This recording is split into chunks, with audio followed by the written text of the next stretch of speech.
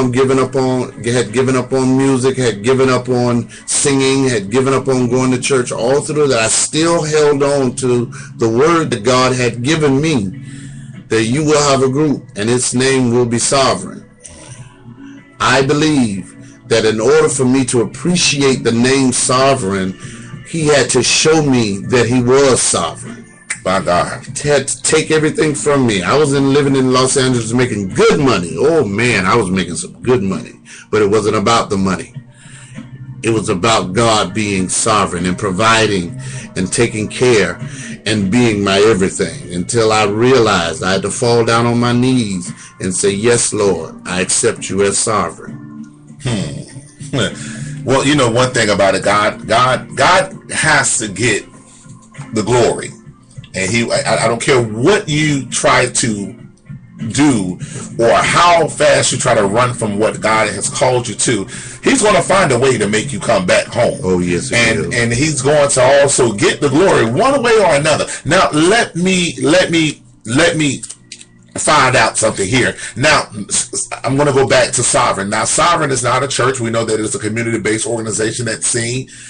Is there anyone that you could tell us who Sovereign might have backed, or there's some recordings with, or opened up for, or because, you know, there's a lot of groups that sing at the church around the corner. There's a lot of groups that want to just get together, have rehearsals. There's a lot of groups that come together, but to my understanding, Sovereign is doing the will and the work of the Lord, and they are, I mean, man, y'all are reaching some brand new heights and touching some brand new bounds. I mean, I can remember saying with Sovereign when they first started out, and we were singing at the church down the street. But now Sovereign is hitting the road. I hit 95, and I was left a couple of times. I felt bad. I had my bag packed to everybody, and when I called, it was already there. But I'm not gonna, you know, that's a different subject, a different time. But I just want to say, man, tell us who Sovereign is performing for, opened up for, to give us a little bit of, you know. I mean, I want to be down. Tell us a little bit about Sovereign and who you're doing it. Well, as of today, we have opened up for such artists as Myron Butler, Marette Brown Clark, Helen Miller, Adrian Lewis Freeman. We've traveled to Leesburg and sung for the city of Leesburg's Black Heritage Festival, I'm sorry. We were able to fellowship with my brother in ministry, Juan Carlos Santiago, and praise uninhibited praise. He's gonna kill me because I messed that up. In Baltimore, Maryland, we met Eric Waddell and Abundant Life Singers. The Lord has allowed us to minister with some of gospel's greatest and make connections with some of gospel's greatest. My brother in ministry, Minister Isaac Brown, and God's Anointed New Generation out of Gainesville. Oh man, those are my peeps right there. Yeah. and just to God be the glory. I mean, we've been asked to minister in Macon, Georgia, at my fraternity brother's church, Pastor Paul Kelly, at the Greater Little Rock Baptist Church. Yes. And the Lord is just blessed, and we're in the process now of finalizing plans to go on tour in Denver, Colorado, near the end of this year. Also, we're planning a 5-city tour here in Florida. Okay, now I wanna jump back to your personal life. See, I don't want this interview to be about one thing. Remember, we're talking about a group and the person here. Right. So I want to find out, where do you eat at? Give me what church? Because in order to minister effectively, you can't go and eat out of everybody's kitchen. Right. And everybody can't feed you. So let me know about your table. Where do you sit out and eat at? I'm a member of the Believers of Christ Ministries in Miami Gardens, Florida, under the leadership of Pastor Corey P. Williams. Yes, great man. Awesome man of God. One who believes in number one, the Word of God. Yes. And he teaches the Word. He doesn't sugarcoat the Word. When I'm wrong, he tells me I'm wrong. When I'm right, he tells me I'm right. And he is one of the biggest supporters of Sovereign Ministries. And he is our spiritual covering as well. We have I don't want to say a love-hate relationship, but he always tells me what nobody else will tell me, the stuff that'll hurt my feelings, because he knows that it's not personal, it's ministry. And he's taught me how to be a man in ministry and hold up the right things in ministry and be an upright man of God. That's important. That's important. I mean, it's one thing to have somebody that just tell you, oh yeah, man, you know, that's a good thing, you're doing that for the Lord. And, you know, and it's crazy how some people, as I say, they are fishermen. Basically, they just throw you out there to get bit up by the fish, you know, and they don't reel you back in. But it's a great thing when you know that you have someone that will throw you out there to support you. But then at the same time, when you get too far gone, you know, they know how to reel you back in. And that goes to show that you have to also be a good leader to, as far as your ministry go, but at the same time, you also have to be submissive to your leadership, so therefore you don't get so far gone. And I love that, man. I love to hear that coming from you. Now, I got a crazy question, and I'm going to start asking this question to everyone that I interview here on this on this great broadcast here through Distinct Talk. Who or what character in the Bible could you identify yourself with? As far as you go, what character? Wow. Peter. Yeah, I know. Yeah. Could you share with us a little bit why you would identify the character of Peter for yourself? Peter was a wild man. Yes, he is. Peter didn't play. Peter had an attitude problem. Peter had issues. But Peter was there on the day of Pentecost. Yes, he was. And preached. And the souls were added to the church. He was still able to be used when everybody else had counted him out.